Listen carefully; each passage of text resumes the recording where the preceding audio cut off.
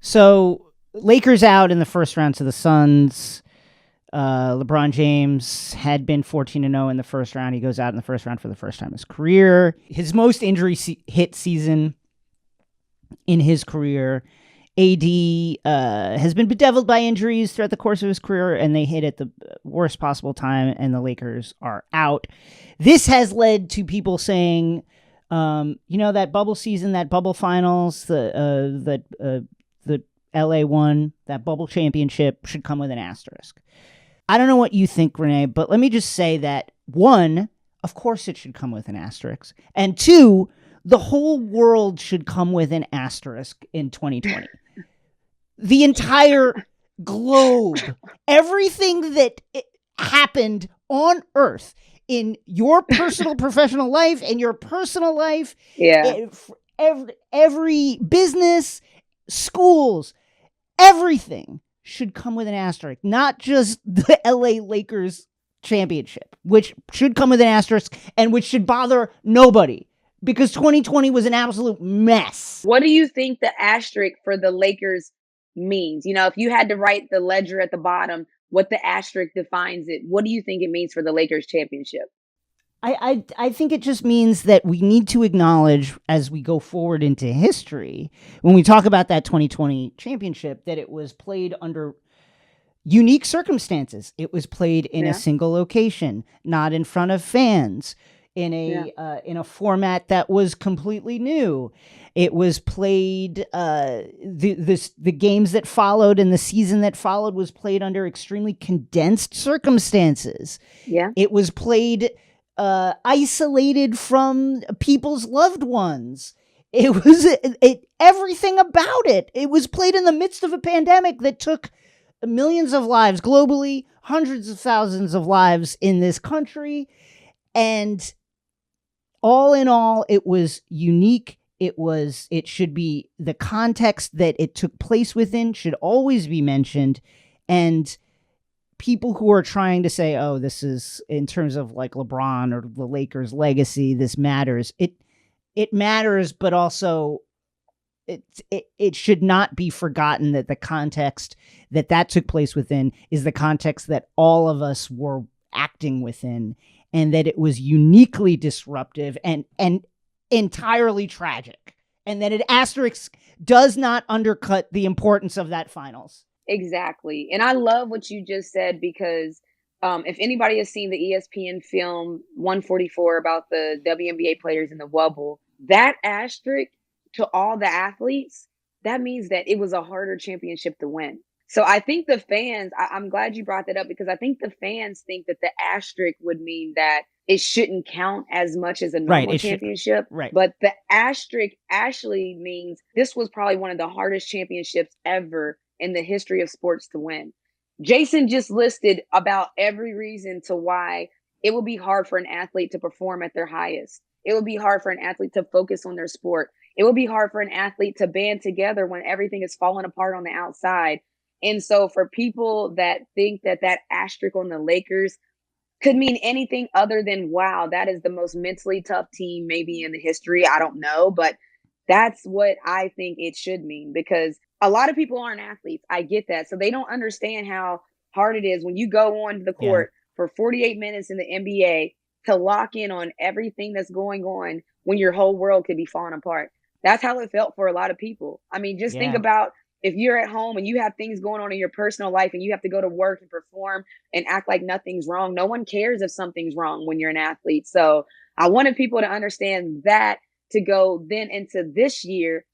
That's a completely different roster, by the way. Danny Green's no longer there. JaVale McGee. And I know a lot of people might say, JaVale McGee. Yeah, he was amazing. Dwight Howard. He was amazing with the Golden State Warriors. He was amazing with the Lakers. Dwight Howard was on that team, no longer very there. Important to That's that not team. The same team.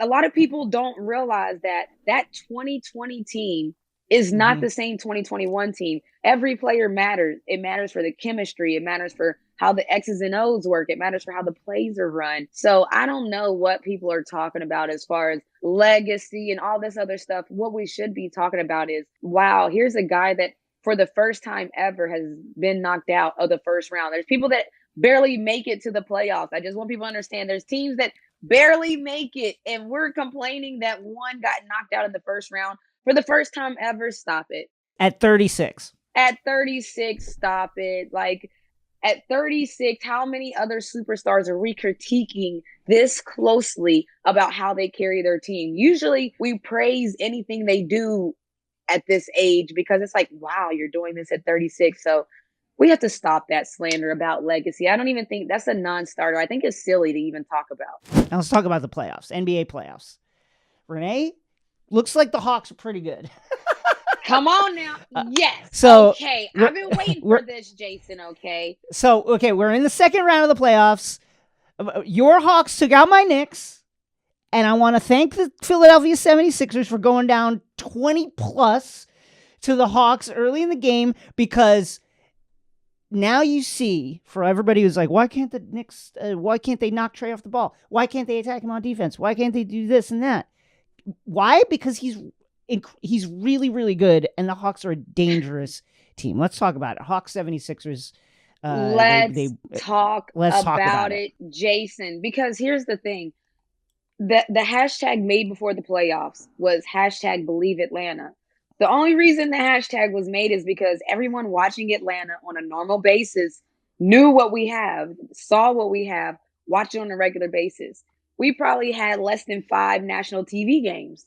So this really matters because a lot of national media, national fans, they haven't really watched Trae Young on full display. He's not doing anything different than what he does every single night. Like, I don't know how to stress this enough that you should just believe Atlanta in a sense of Trae Young is as good as advertised. Yes, our teams haven't been good in the past enough to make the playoffs, but Trae Young has been doing that, and everybody tried to minimize it to, oh, well, he's just a volume shooter that just shoots a lot and can't carry a team and blah, blah, blah. And then when we got our free agents in the offseason, we paid too much for everyone, according to everyone known to man. Bogey's not good enough. Danilo Gallinari is on his last leg. I'm just saying the things that were said to us. And I'm just sitting here looking at this team like, man, injuries have really given us fits, as with every other team in the NBA. But nobody's putting that asterisk beside ours. Like, when we were losing with all of our injuries, it was, oh man, Atlanta's just not good enough. The talent isn't put together. It's not that. But when other people were losing, Anthony Davis is out. That's why they're losing. Oh, this person's hurt. No one gave us that asterisk, right? So now everyone gets hurt, it gets healthy. And we start to see all those pieces that Coach Lloyd Pierce and Coach Nate McMillan put together. And Coach Nate McMillan has just been doing an amazing job of, you hear the press conferences, they're talking that talk. The Atlanta Hawks players are like, look, we think we can win. We don't care what everyone else thinks. They're saying it out loud so that people understand this is not a fluke. And so for me, I'm hyped because I watch them I cover the Hawks every single game. So I'm just watching X's and O's of our team. And if people thought that Trae Young is a fluke, he's not. If people thought the Knicks were terrible, they're not. We're actually just a really good team. It's hard for people. It's really hard for people to get that, Jason. Like, you get what I'm trying to say? It's hard for people to understand that concept. The thing that I kept thinking watching Trae just cut up the Knicks and then eviscerate the 76ers defense. The 76ers made an incredible push in the final minutes of the game to cut it to only a 4-point Hawks lead, is that Trae's game shows you the importance of a floater in the modern NBA game. Ooh. Especially at this point in the season where everybody's good. NBA defenses want to run you off that three. They want to run you off that three. Every NBA defense that's worth anything is predicated on running shooters off that three. And then what's waiting for you when you come off that three, there's a dragon under the rim, right? There's Clint Capella for the Hawks. Yeah. There's Joel Embiid for the 76ers. There's Rudy Gobert for Utah. There's DeAndre Ayton for Phoenix. So you got to have something, especially as a small guard, you got to have something on the run that will allow you to score. And that freaking floater, I wake up at night and I'm just like, floater, another floater. I don't want to see that floater. And it is an unbelievable weapon. And listen, I thought, obviously the Sixers had to find something in that first half, and it feels like they found a few things. crashing the pick and roll. They bring Thibault over. They did a few things to try and disrupt the Hawks getting into their sets. But man, Trae loves to see that trap because he can pass with both hands. It is, and you got to do it 35 feet out. Like, that's the other thing. It's not like you're doing it just like around the 3-point line. You got to do it like midway between the 3-point line and the half court. Trae Young held up the floater. He held up the 3-pointer like Love and Basketball. Monica Bryant, he held it up there. 35-footer. He stood there and posed, like, just so people can understand he shoots those like he shoots normal threes. And then it's just to say what maybe the Sixers can do. They got to, of course, you have to get the ball out of his hands. Easier said than done, right? You got to get the ball out of Trae's hands. More than that, because y'all have Bogdanovich, y'all have Herter, you all have ball handlers. More than that, you got to keep him from getting it back. Like, I think denial is the next step for the 76ers. If they can force the ball out of Trae's hands, great passer. I found a stat in Kevin Arnovitz's piece on ESPN. So when the Sixers sent multiple defenders at Young, they did it 15 times in the second half. The Hawks went 7 for 11 for 19 points during those possessions because he can just find guys. Wow. So not only that, you have to get the ball out of his hands. You have to run off those shooters, and then you have to stop him from getting it back. Just denial, put those big bodies on him, those athletic bodies, and try and keep the ball out of his hands. But man, Hawks are good. Hawks are good. Like, I just say it again for the people in the back, Jason, because I think it's hard for people. One more thing, because I had a lot of my Knicks friends. I had a friend of mine was like called me after the Knicks loss and were like, "We never got physical with Trae. Why don't we knock him down? Why didn't we?" I'm like, first of all, Trae is 6 foot nothing. There are basketball professionals on that sideline who think about basketball every second of every day. You think that right now they have never thought of, I guess we should get physical with Trae Young? You think that if you walked over there and told them that, they'd be like, "Oh my God. Oh, wow, thank you so much for coming up." No. What a great idea. Yeah, no. First of all, he's incredible at drawing fouls, and he's a great foul shooter. So he's just going to go to the line again and again. And two, you can't catch him. Like, getting physical with him 35 feet from the basket, it's just, there's a reason it keeps on not happening, and that's because he's really good at not letting it dissuade his game. And I would like to say that the Knicks did try to get physical with Trae Young. They did it. Everybody did it not while the game was going on. Remember, they were bumping him, and he was like fixing his shirt, walking to halftime, like walking to the locker room.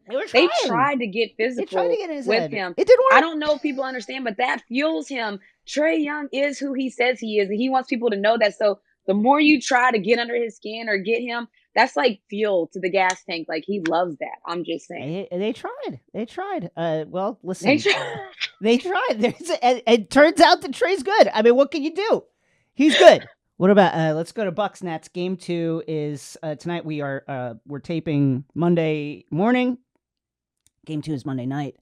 Bucks fell to the extremely combustible Brooklyn Nets, despite the fact that James Harden left with moments, within moments of the opening tip, with hamstring soreness, which is not great. The hamstring just kind of, it doesn't really go away. It either heals or it doesn't, and it just hangs around. And there's so Harden ruled out for game 2. The Bucks need to figure something out, but I'm not sure what they can really do because man, the Nets are just good. They only need 2 of the guys at any time, and the rest of the team is really good. I feel like I would just sit them. I would just sit Harden until basically the finals. Like, that's just how I would look at it. I would be like, he's not ruled out of just game 2. It's game 3. It's game 4. It's game how many ever games it takes. He's out.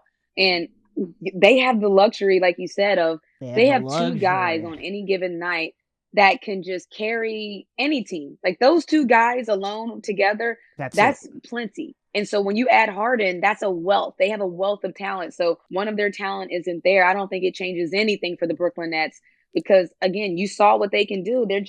They're that team, and I think they realized that when they lost the game last round, James Harden said it. he said, look, I think it was the best thing for us because we had to realize that we actually have to try almost. Like he was basically saying they know they're good and sometimes they just rest on that. They're a scary team. I don't care if Harden's terrifying. out until the finals. Like they're a very scary team, period.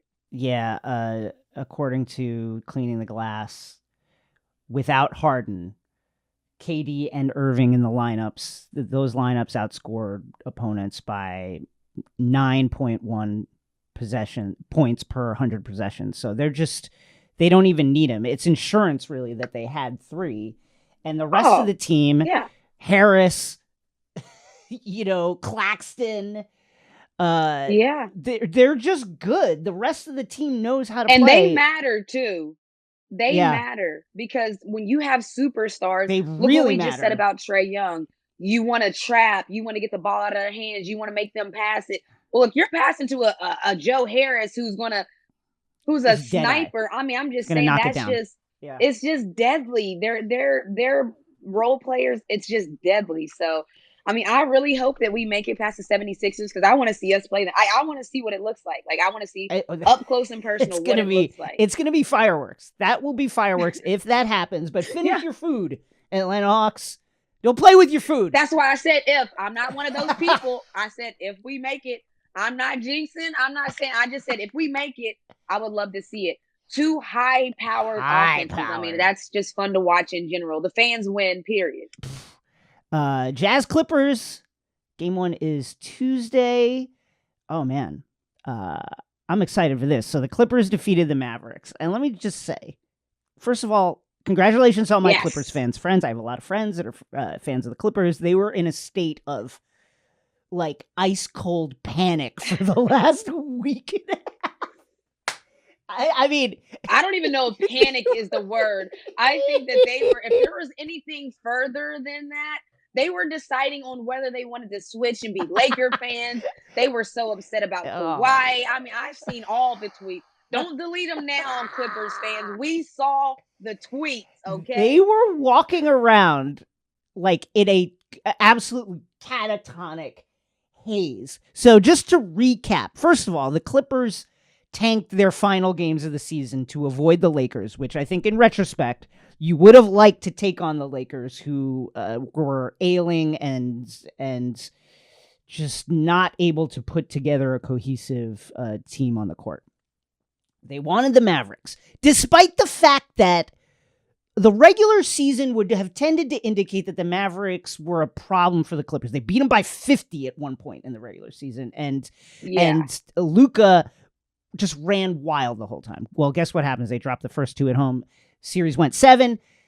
Kawhi Leonard put the team on his back in game 6 and 7. Like an all-time put the team on my back game in game 6. Kawhi was hit like 3 shots down the stretch that were just iconic, legendary. I'm getting to my spot. I'm hitting this, or we're losing shots. Unbelievable stuff. And then they won. Now it's Jazz Clippers. What do you think of this series? I think the series is going to be interesting because I think that was a wake-up call for the Clippers. The reason that the Clippers and the fans were going crazy is because everyone knows the potential that the Clippers had, and everyone's looking at how they're playing, and we're like, what is going on? Why isn't it matching up? I think when you drop the first 2 at home, like that's a wake-up call. Their backs were against the wall. Like you couldn't get any closer to the wall than the Clippers got. And they showed up. The players were who we thought they were. I think that's going to carry over into the next round. I really do. And I think that now they're going to be thinking, we can't drop those first 2. We got to come out the first game. So for me, I just know that the Clippers are going to be a ready team next round because it looked like they weren't ready last round. But what do you think? Like, what do you think about that matchup? First of all, I agree with you. When the Clippers invited disaster, and I think what we all expect from a Clippers team is to collapse under that pressure, and they didn't. They came together. Their best player is playing his best basketball at exactly the right time. It sounds hokey, but like the Clippers are a team that like needs leadership. You know, Kawhi is incredible, but he's not like, I'm going to yell at you and tell you. Silent assassin. He's a silent assassin. And Paul George takes up that mantle, and maybe he shouldn't sometimes. Maybe he's the guy that should speak a little less at times. Marcus Morris Sr. at times tries to take the leadership mantle, and it's just.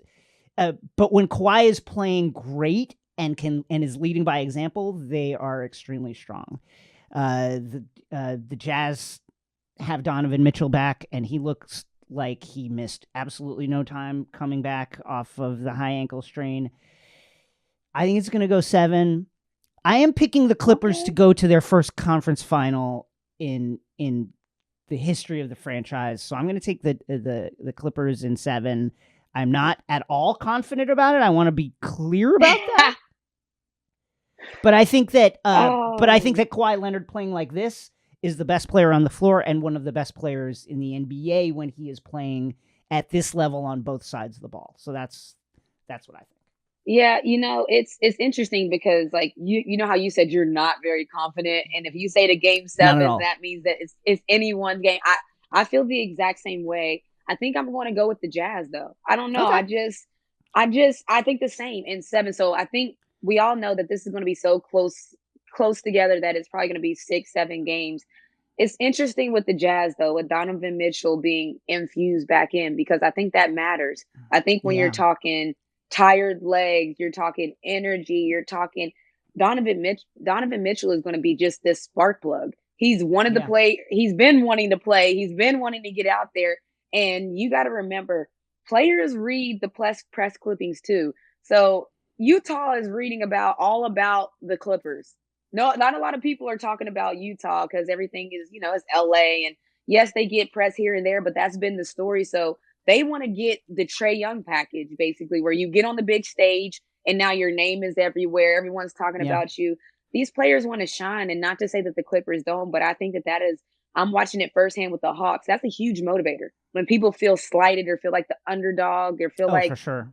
I think that, so again, I think it's so close knit. I'm not confident about it as well, but I think the Jazz have this huge chip on their shoulder that I think that they're going to be playing with. And the Clippers, we've seen last round that they can get complacent. So I just know that we have one team that has a huge chip and the other team that just be chilling sometimes. Okay.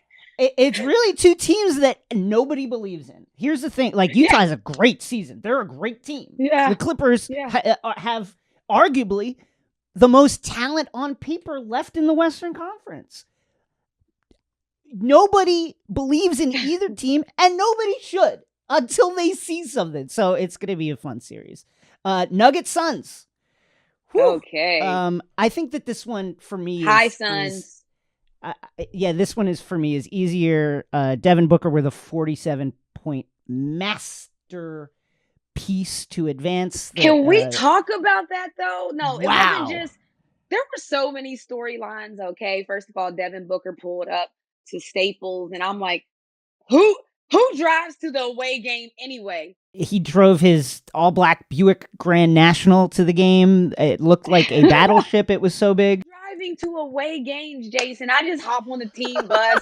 Like, first of all, that to me, I was like, okay, I see you, Devin. I knew he was going to be on one then. Then you got to remember his boo thing, Kendall Jenner, the LA girl, is going to be there. Yes. Her ex is on the other team. You're going against her ex. And when I tell you, Devin Booker didn't just take over the game and win the way he did it. He was telling people, what? You got something to say? Oh, I didn't think so. He was punking people, it looked like. That whole Suns squad. Late in the game, there was a moment where Chris Paul was doing the Andre Drummond imitating LeBron post-up meme, like on the court. And it was unbelievable. LeBron James goes out in the first round for the first time ever.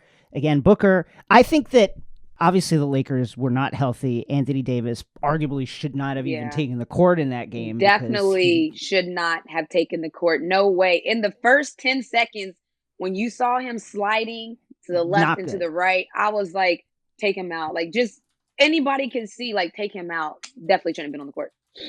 I mean, props to him for giving it a go. But yeah, it should not have been out there.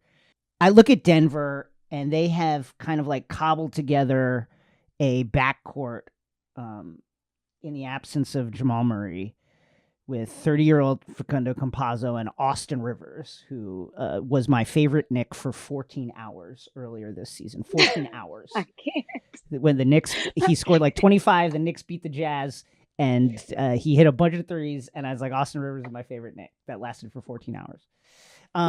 I just think that Devin Booker should run wild against this Denver backcourt. 100%. Should absolutely run wild. I love what Denver did this season. The injuries are awful. Jokic has had an unbelievable season. One of my favorite players to watch. I think the Suns are going to win in 5 or 6. Yeah, and speaking on Campazzo and Austin Rivers, amazing pickup by Denver, by the way. Austin Rivers came in. He's been won a couple games.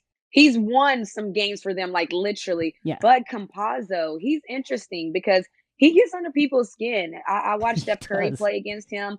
And it's not that he slowed down Steph Curry. It's just when a player makes a shot and then makes a point to go look at the defender and let him know that I just did that on you, that means that they're under your skin a little bit. Like, it's not that he's slowing them down, but he bothers players. So that's going to be fun to watch with Chris Paul and Campazzo just because of that dynamic. Chris Paul is with the games. Like you just said, he was doing the LeBron meme. He's with the games.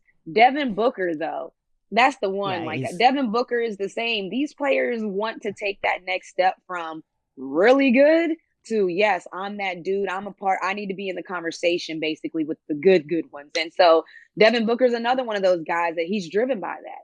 He's been in Phoenix where everyone has said that they should have been better many, many years. They get Chris Paul now, and they are the team that we all thought they could be.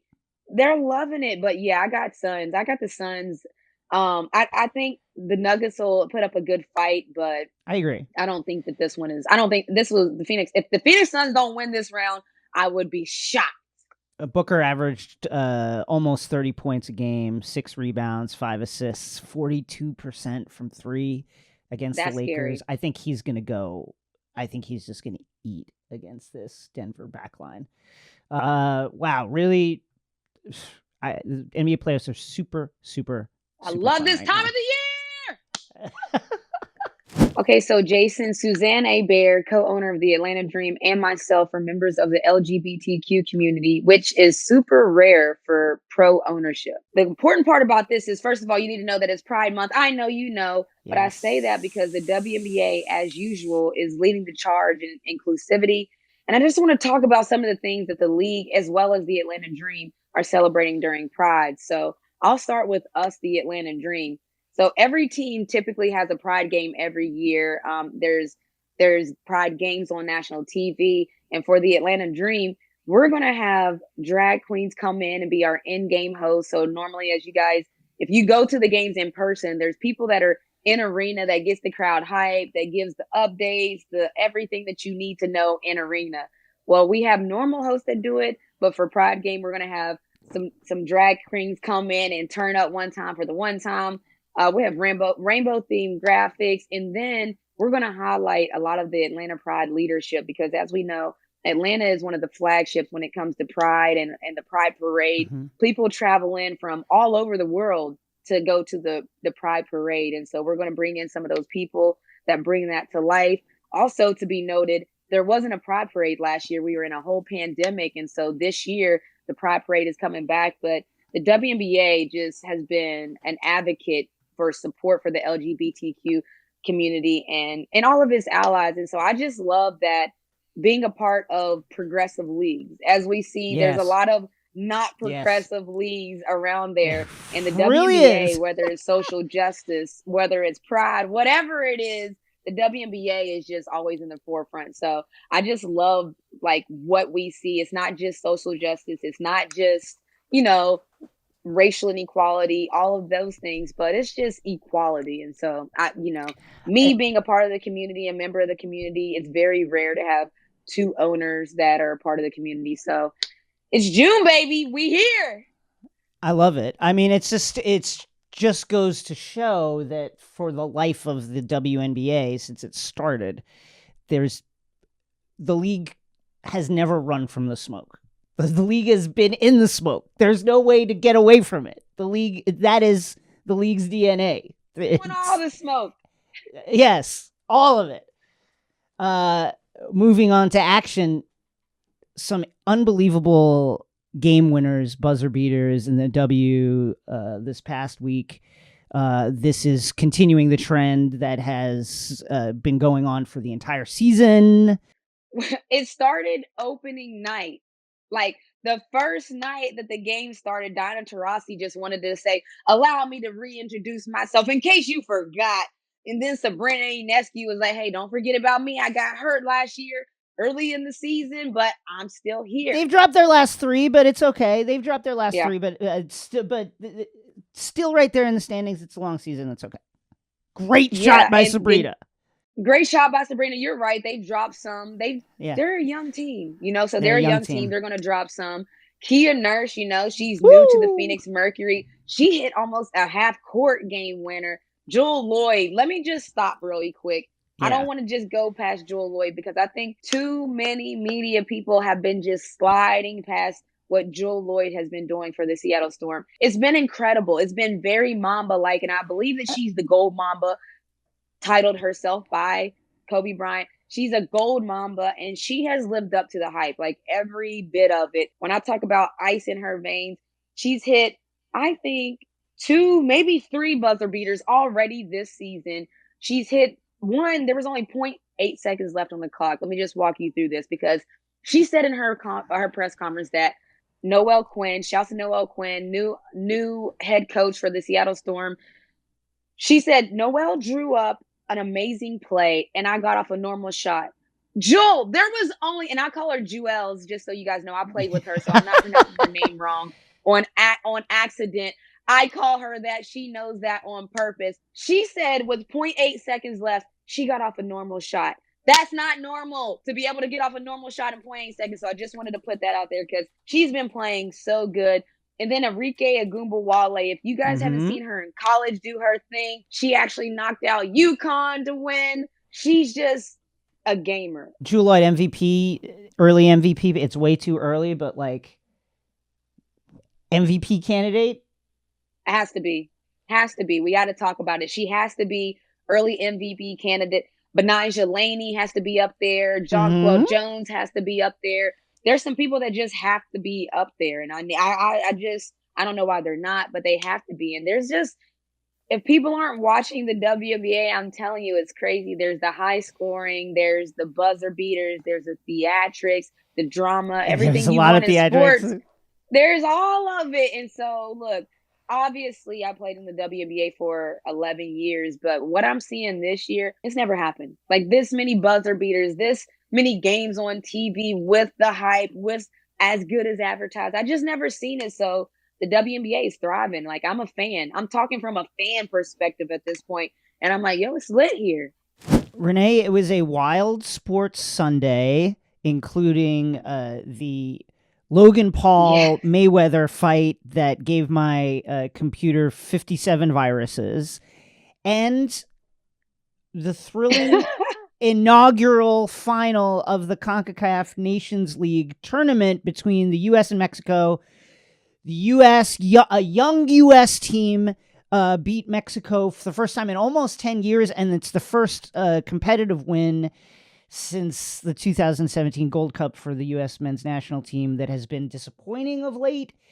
Let me just quickly run down the levels I don't know of what's going CONCACAF. On.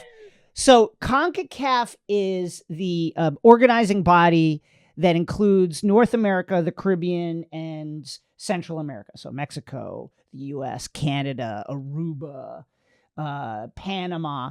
And CONCACAF competitive games are always crazy. Like most nations have CONCACAF games in stadiums with like fencing around the pitch because people invade the pitch all the time and throw stuff.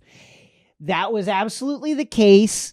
First of all, a 3-2 win that included 2 penalties in the final minutes, including a go-ahead goal by U.S. star Christian Pulisic, who plays for Chelsea. Incredible, confidently taken penalty, and then a Mexico penalty off a dicey handball that went to a Mexico penalty that led to a incredible save by substitute goalkeeper Horvath playing in front of his hometown crowd. Like the amount of things that happened. First of all, there were many things thrown on the pitch, numerous times, including that led to Giovanni Reyna, American player Giovanni Reyna, son of U.S. legend Claudio Reyna, getting hit in the head by like a full can of Coke, like, and concussed and had to be like walked off the field. I'm sorry. It was terrible. And by the way, this is the shit that happens all the time in CONCACAF. The game had to be stopped because of a long-running anti-gay chant by the Mexico fans. There were numerous scuffles. The final VAR review penalty, the Mexico coach went over and like put his arm around the ref as the official is like reviewing the thing. You can't touch the ref. You can't touch the ref at all during like a review. Red card, the coach thrown off. It was like so nuts and really exciting because this is a young U.S. team with a lot of talent that is currently playing overseas, including Barcelona player Dest, Weston McKennie, who plays for Juventus in the midfield. Isn't Zach Stefan? Isn't he the goalie? He was the goalie, but they ended up pulling him for Horvath. So he that's was my a guy. substitution. Shouts to Zach. Yeah, that's my guy. He played well. Like it was a messy.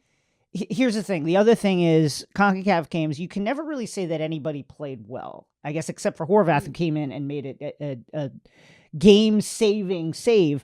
But CONCACAF games are always super physical, really, really messy, and that was the case here. It was just an absolute mess that thankfully the U.S. won, but it could have gone either way. Just really exciting for anybody that loves U.S. soccer. And it's really crazy because U.S. soccer is coming off of an upset, and so that's, there was a lot of talk when I talked to Zach, not making it was an upset to the U.S. soccer team. So I just like hearing that we're back in the thick of things. And you know what I mean, playing at a high level, because obviously I'm an athlete and I love when we're competing at the highest level. So you got bragging rights. So I didn't know what was going on, but I did see so many clips online about the cans being thrown, and I just saw so many tweets. I'm like, what is going on? I got to talk to Jason. So yeah, and the great thing about it is this U.S. men's national team has a lot of young talent that is making its way in world soccer and is starting to make an impact now in the men's national team. Sergino Dest, who plays for Barcelona. McKennie, as I mentioned, plays for Juventus. Pulisic, who just won the Champions League with Chelsea.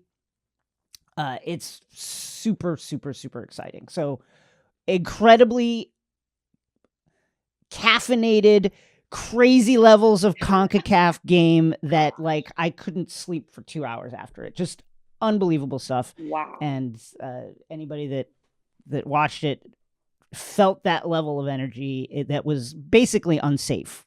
You can't have that much CONCACAF late on a Sunday night before people have to go to work and go to school. So congratulations. It's just irresponsible. It was irresponsible. It's time for the buzzer beaters, where we talk about the stories we didn't get to cover in the show because of time. Jason, what you got? So listen, the loss to the Hawks, it's been said many a time. The regular season is about your strengths. The Knicks' strengths were Julius Randle, defense, and playing extremely, extremely, extremely hard.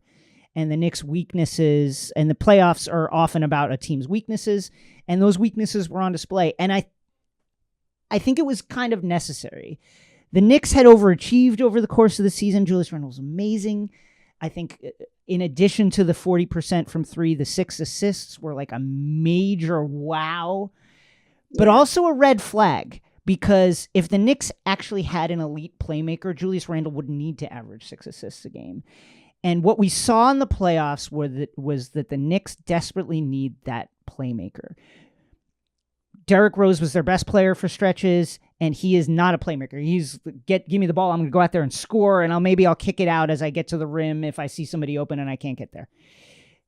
And what we learned also is that Julius, he is not used to handling the ball under playoff pressure and finding people. That's just not his game. He did it remarkably well during the regular season, but he couldn't do it during the playoffs, and that's not a knock on him. Knicks need a playmaker. And I think Leon Rose and I think the front office saw that, and hopefully they take the steps to improve the team. But I think overall, a great season that revealed some things about the team that needed to be revealed. I ain't mad at it. I'm so happy they made the playoffs after 8 long years. Great season. What do you have? And it was fun. I'm not going to lie. I'm not going to have the same fun with Philly. Like, there's a different type of energy when you go against the Knicks at Madison Square Garden. We have Jason Concepcion. We have Spike Lee. I mean, I'm just telling you, I had a lot of New York Knicks friends. So I just had fun with that. I will say that, like, you guys, like, it was fun. I'm glad you mentioned the fans, because I just want to, like, it was such a point of conversation. Should the fans have done this? Should they have poked the bear with Trae? Listen, Trae is going to be inspired no matter what. But here's the thing about Knicks fans. The team doesn't deserve them. It's time for the team to put together a team that deserves that level of fan engagement and support, and I hope that happens. I see it. I see what you're saying there. Okay. Also, for me, as you guys can see, I'm not in my normal location. I'm not in the Bat Cave. I am in Florida right now. We have a family vacation. So just so people know, when you're an athlete, planning vacation is almost impossible. Now, let me not even just say athlete. Let me say WNBA player. We play 2 seasons every year. The WNBA is in the summer, and then we go play overseas in the off season. Well, sports, as you know, you don't know when you're going to get knocked out. So I've been playing sports my whole life. And so you can't plan a vacation when I get knocked out in the second round, and then I have 2 weeks until I have to report to my next team. That's my normal life. So this is my first family vacation in my adult life since before I went to college. I didn't even go on one in Haas. Thank you. And I love you guys. So I'm still here with Jason because I love Takeline, but I really did finally just decide that I'm going to block off a week in my calendar and spend it with family, because this is the first time we actually got to plan in advance a vacation. So Montgomery family vacation vibes. We are in here. I love it here. That's what's happening.